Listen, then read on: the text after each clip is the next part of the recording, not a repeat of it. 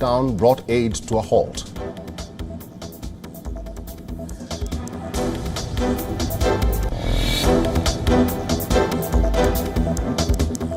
Israel Army releases video of attacks on Hezbollah targets, says it is in response to 3 missiles fired from Lebanon.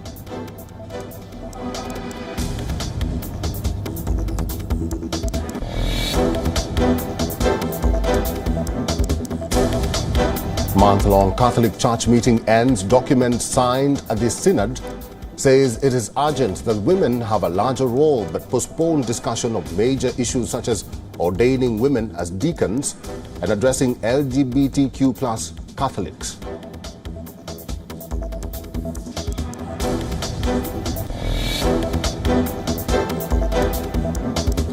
Hosts India take on defending champions England in Lucknow. The men in blue are the only unbeaten team in the tournament, while the 3 Lions are on the brink of elimination.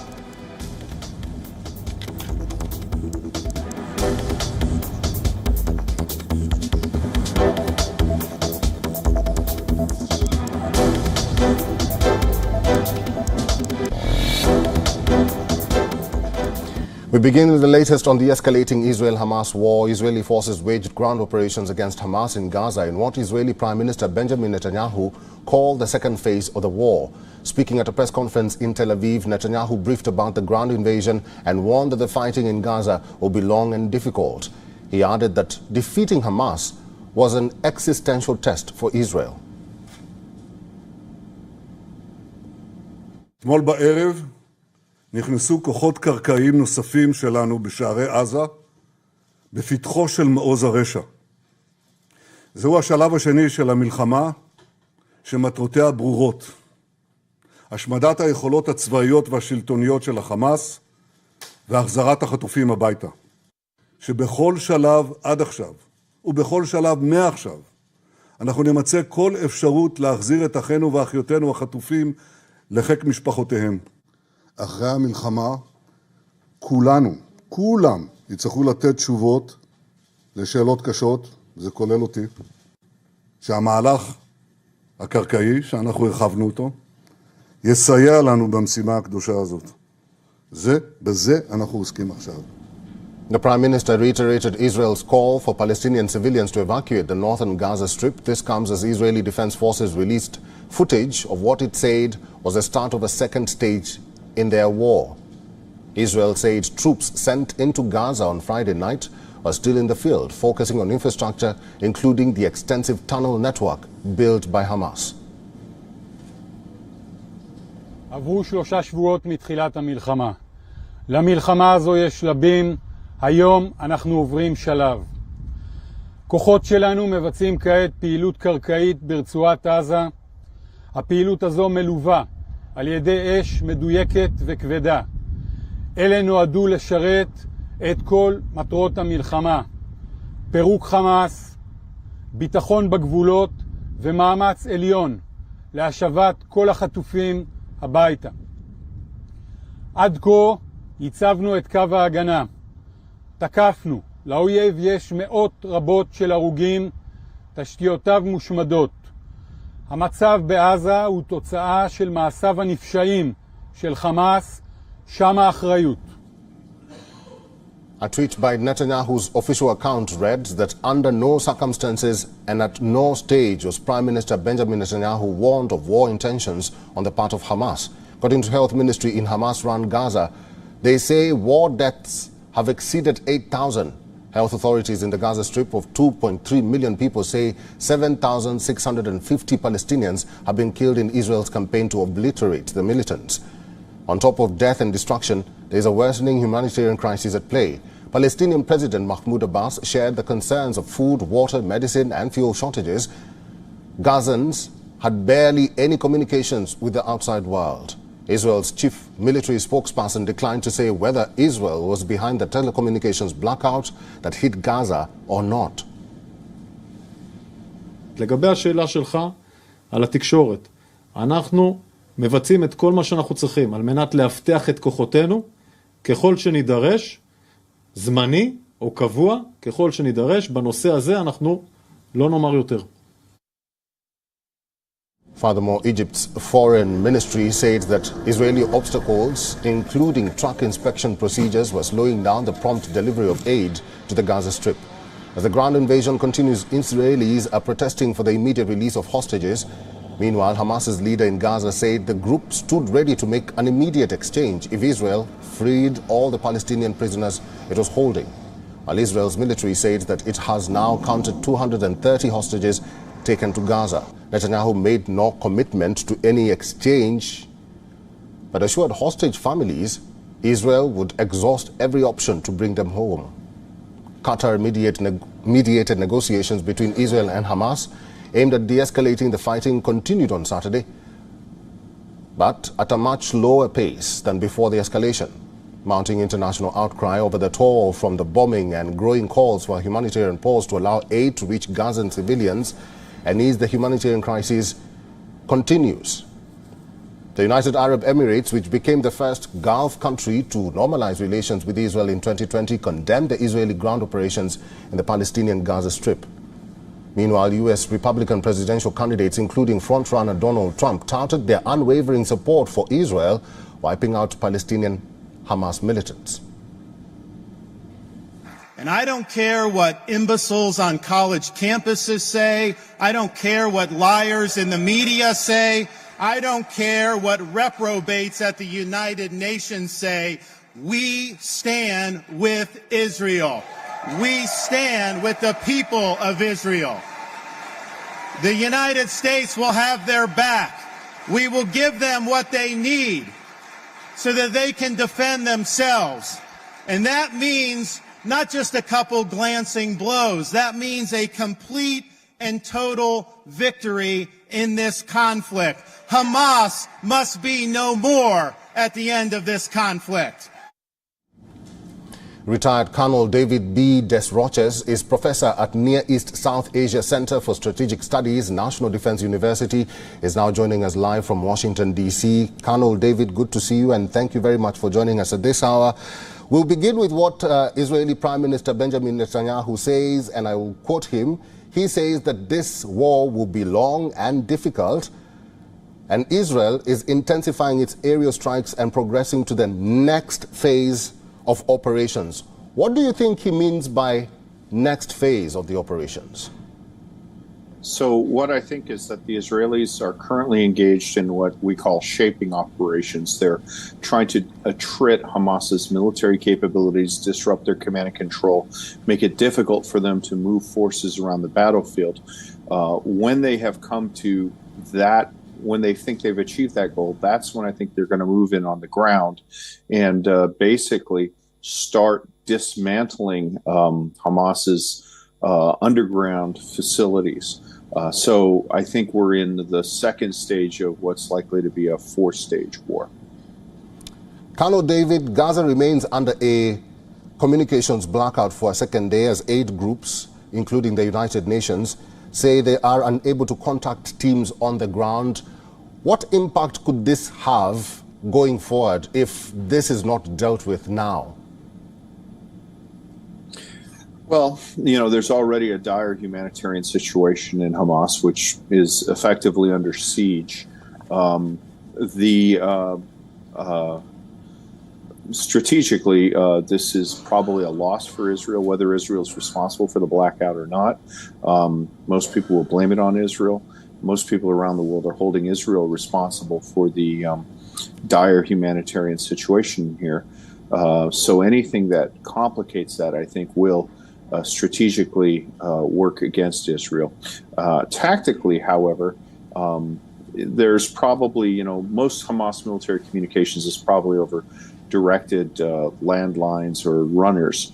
But there is some communications that probably goes on through the commercial network, so this will make that a little bit harder. Let's talk about the hostage situation at this moment. The United States is still insisting that they want to talk to Israel so that they can halt their ground invasion. Hamas has not released any more hostages. They've only released 4 hostages. What do you think is at play here? How is this going to end eventually? I don't think it's going to end well. So Hamas has 3 techniques they use to try to counter Israel's overwhelming technological advantages, particularly Israel's control of the air, observation and attack from the air.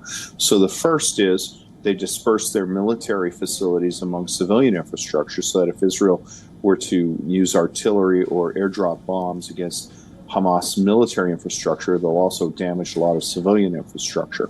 And I think that mingling of civilian and military targets is one of the reasons why we're seeing a lot of dead Palestinians. The second thing they do is they put stuff underground, which just militarily is hard to hit, hard to defeat. The third thing is the hostages. Every Israeli strike has to take into account the question of, is this a place where hostages are being held? And I think that it is probable that the hostages are not being held in one location, that they are split up in multiple locations. Some of those locations are underground, and that is a restraint on Israeli operations. Colonel David, finally, and I want your brief response to this one. There are countries that are getting involved into this war. We had the Turkish President Erdogan yesterday in a rally. His statements really angered Israel, and Israel is pulling out its diplomat from Turkey. What impact will this have going forward? Because some of these countries, we are talking about Arab countries, we are talking about West Asia here. Yeah, well, I mean, Turkey under Erdogan is an unusual case. I think that the Israelis consider him to be, at best, that they can just get him to, sit on the sidelines. So I don't think anybody is particularly surprised. It's true that as the war drags on, people tend to forget, what caused the war, which was a Hamas-targeted attack against civilians. That is a clear war crime. And instead, Israel is being held responsible for the ongoing military operations to defeat Hamas, which I'm pretty convinced has scattered its military capabilities in civilian areas so that there will be civilian casualties, which Israel will then be blamed for. So I think in the long term, the longer this war runs on, it's more of a strategic drain on Israel, which is losing support in the international community and is also losing support in the United States, although the American leadership seems to remain steadfast. All right, I've been talking to retired Colonel David B. Desroches, a professor at Near East South Asia Center for Strategic Studies, National Defense University. Colonel David, thank you for talking to us today. Thank you. It's an honor. A wave of pro-Palestine protests continue to rock nations across continents as the intensity of the Israeli offensive continues to increase in anticipation of a serious ground offensive into Gaza. Tens of thousands of pro-Palestinian protesters marched in central London and called for an immediate ceasefire in the deadly war between Israel and Hamas. It is the third consecutive weekend that the British capital was the venue for a pro-Palestine rally. Another 10,000 pro-Palestinian demonstrators marched in Berlin's Kreuzberg district to demand freedom for Palestine. Hundreds of flags and signs critical of the Israeli and German government were seen in the crowd. Protesters swarmed the Brooklyn Bridge in New York City and shut down traffic on the Manhattan-bound side of the bridge. Pro-Palestinian protesters marched from Brooklyn to Manhattan holding signs and waving flags while chanting slogans. Brooklyn Bridge was subsequently closed due to the protests. Members of the Orthodox Jewish community were also seen gathering in support of Palestinians. Meanwhile, hundreds of protesters marched in the French city of Marseille to show support for Palestinians in Gaza. Protesters waved Palestinian flags and chanted slogans urging the end of the Israeli military activities in the Gaza Strip. Hundreds of Palestinians and Hezbollah supporters marched in a protest in the southern Lebanese city of Sidon to express their solidarity with Palestinians in Gaza. Protesters held Lebanese, Palestinian and Hezbollah flags and chanted anti-Israel and anti-American slogans. Thousands of people marched through the streets of Rome in support of Palestinian people in Gaza. Demonstrators carried banners reading, "We demand an end to the occupation and for the freedom of Palestine." Thousands of people gathered in Istanbul to protest against Israel's bombardment of Gaza. Demonstrators waved Turkish and Palestinian flags and expressed solidarity in the Gaza Strip. And holding Palestinian flags, young Iraqi students marched and chanted "Free Palestine." The protest was held by students of Baghdad University who gathered to support the Palestinian cause.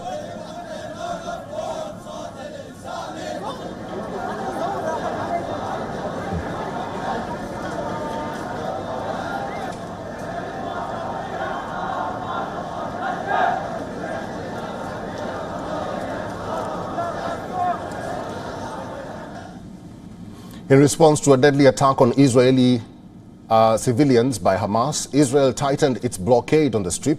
Internet connectivity in Gaza has fallen significantly since the start of the war. Now, the blockade presents an enormous challenge for civilians and aid workers and also restricts Israel's ability to communicate with Gazans.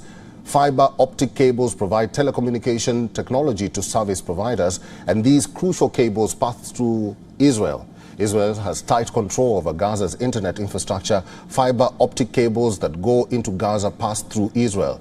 Israel has also banned technology upgrades that would make connections more secure. Mobile internet providers in Gaza are hence limited to 2G.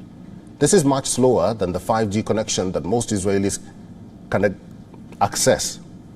Since the start of the current conflict, Israeli airstrikes have crippled Gaza's already fragile communications infrastructure.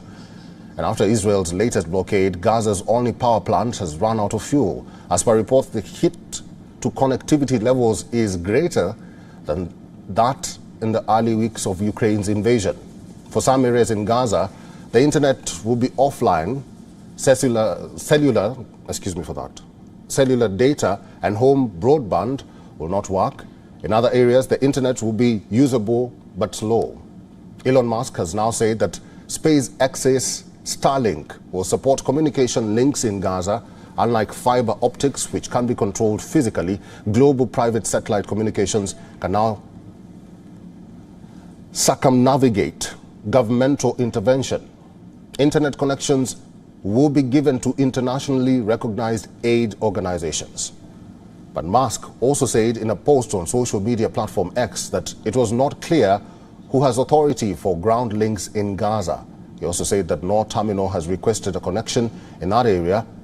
Up ahead, Starlink's internet services are expected to be a decisive factor in connecting Gazans through the World Wide Web.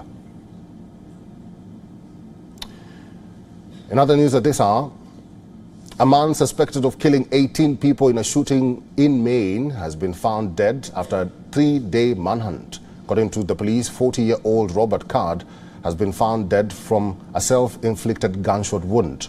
As per officials, Card's body was found in the town of Lisbon near a recycling center. A number of guns have been found at the scene, including a long gun. According to officials, the suspect bought his guns days before the attack. In addition to this, a paper note has been found at the suspect's home. It was addressed to a quote-unquote loved one, which contains a passcode to his phone and bank account numbers. And tonight, the city of Lewiston and the state of Maine begin to move forward on what will be a long and difficult road to healing, but we will heal together. As per Commissioner Soshak, Robert Card reportedly had mental health issues, including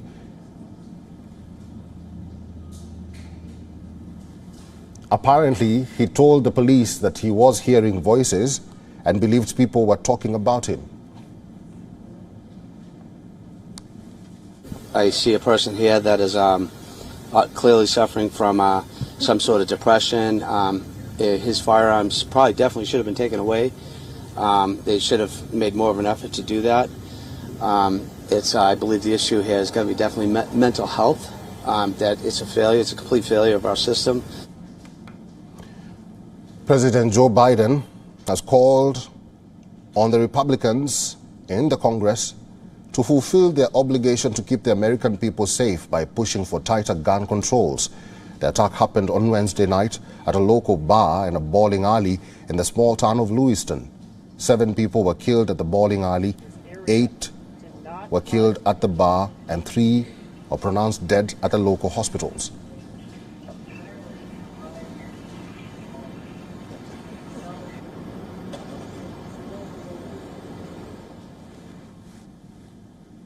Let's talk business now. In a groundbreaking development, Tata Group is set to manufacture Apple iPhones in India for both domestic and global markets. This significant shift in Apple's strategy marks India's growing production prowess and highlights the importance in Apple's diversification drive. Here's a report. India's journey to becoming an iPhone maker starts with Tata Group's acquisition of the operations of Apple supplier Wistron Core for approximately $125 million. India's largest conglomerate, Tata Group, has successfully negotiated a takeover of the Wistron Core factory in Karnataka, making it a player in smartphone production. This move is a testament to the Indian government's efforts, led by Prime Minister Narendra Modi, to boost local manufacturing through the PLI, or the Production Linked Incentive scheme. The scheme aims to strengthen domestic manufacturing, create job opportunities, and promote exports. With this scheme, India is rapidly evolving into a trusted and significant hub for smartphone manufacturing and exports. Apple's decision to diversify beyond China, especially during a period of trade tensions between Washington and Beijing, has further solidified India's importance in their strategy. Union Commerce and Industry Minister Piyush Goyal recently revealed that Apple exported $5 billion worth of goods from India in 2022. The company also has plans to produce 25% of its global units within India over the next 4 to 5 years. With Apple iPhones soon to be made in India, this historic partnership promises a bright future for the Indian electronics industry and the global market. Bureau Report, WION, World is One. Time now for the latest making headlines in the world of entertainment.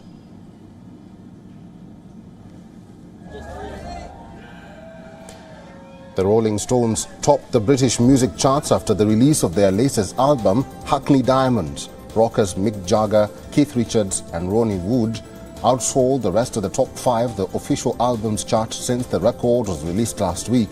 Hackney Diamonds is the Stones' first album of original material since 2005 and the first recording since drummer Charlie Watts died in 2021.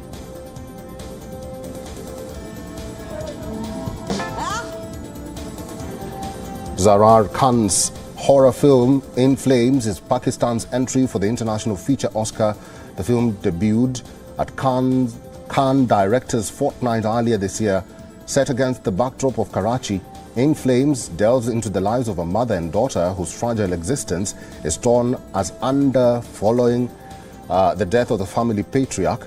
Their world is besieged by both tangible and spectral figures from their past, and to survive the malevolent forces closing in on them, they must draw strength from their bond with each other.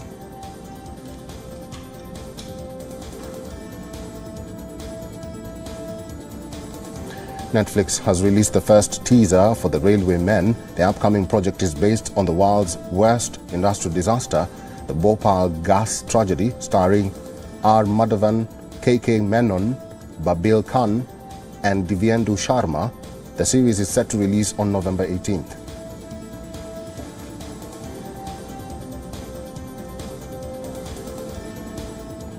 And thank you very much for watching this edition of WION World DNA Sunday edition with me, Eric Njoka. Stay with us. This is WION World is One.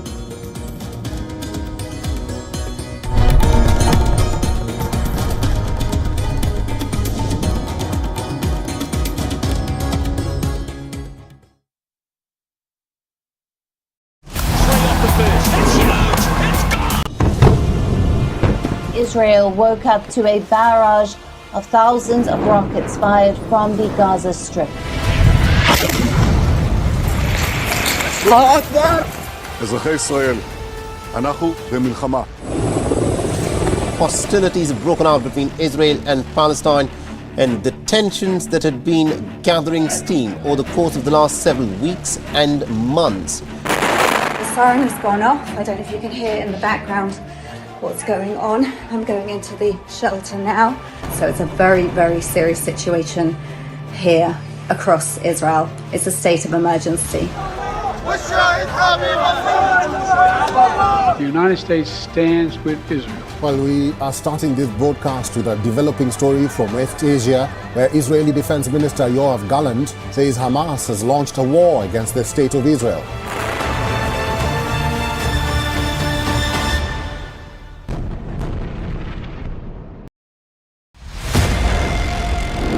It's easy to tell you a flat story.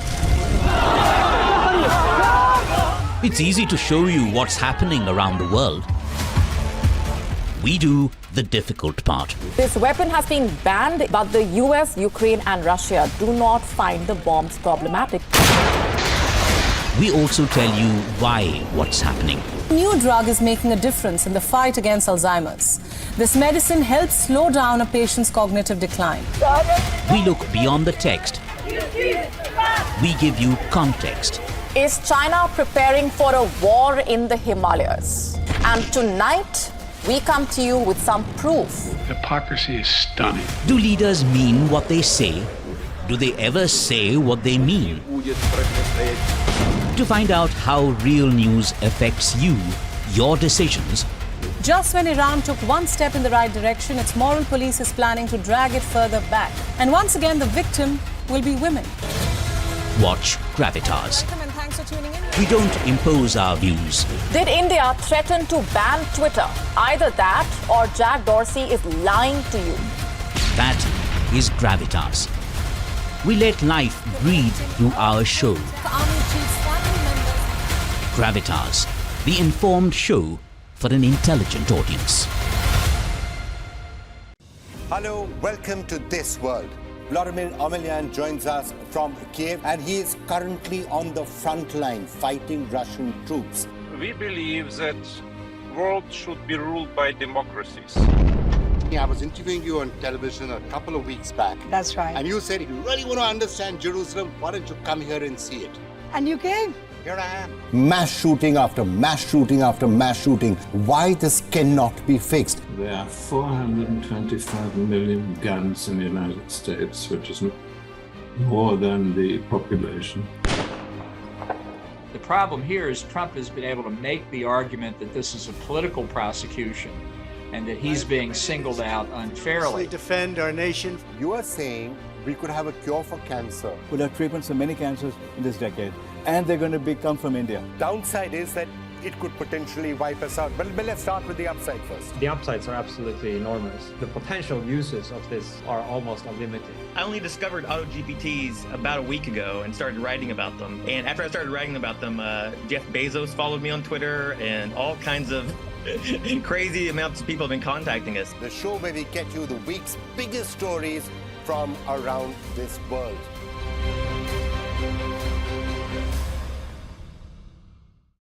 What is the India story? It's the story of the world's biggest democracy. We are developing the road infrastructure. In the end of 24, it will be equivalent to the road infrastructure of USA. We have now entered the growth phase. And I believe that the growth rate in India is going to be exponential. Two narratives of Indian story which need to be brought center stage. Every week,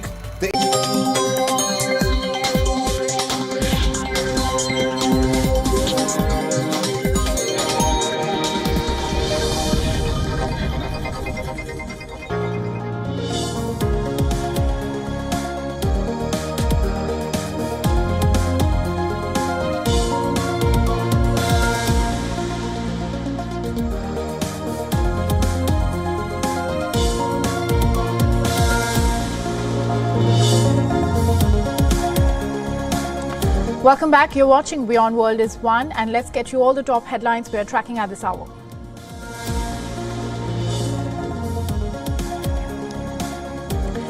Benjamin Netanyahu says Israeli defense officials did not tell him that Hamas can launch a war. Rather, he was told that the militant group was deterred and turned to settlement.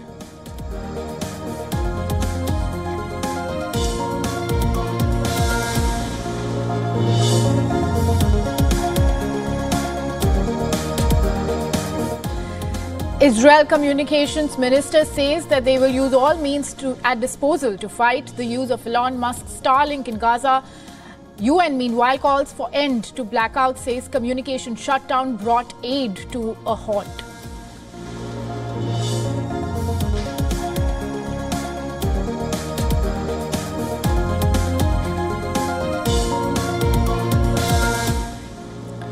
Turkey says Israel cannot even tolerate criticism as it commits a public crime against humanity in Gaza. Statement after Israel announced it's evaluating diplomatic ties with Ankara.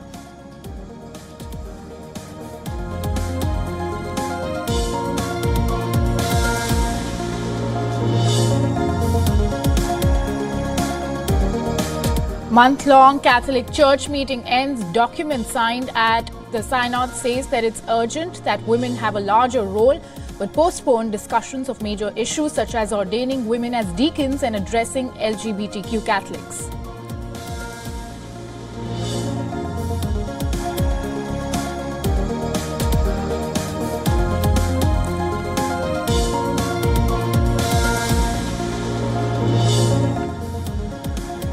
Hosts India take on defending champions England in Lucknow. The men in blue are the only unbeaten team in the tournament, while the Three Lions are on the brink of elimination.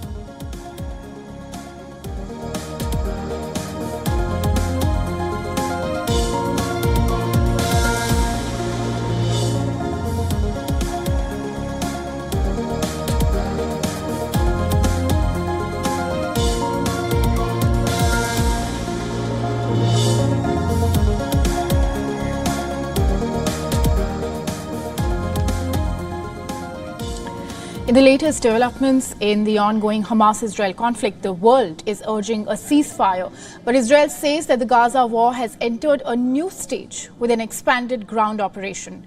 The bombardment has knocked out most communications in Gaza, and this largely cut off the besieged enclave's 2.3 million people from the world, while enabling the Israeli military to control the narrative in a new stage of fighting. The UN High Commissioner for Human Rights warns that there is potential for thousands of more civilians to die as Israel presses a ground operation in Gaza. Israel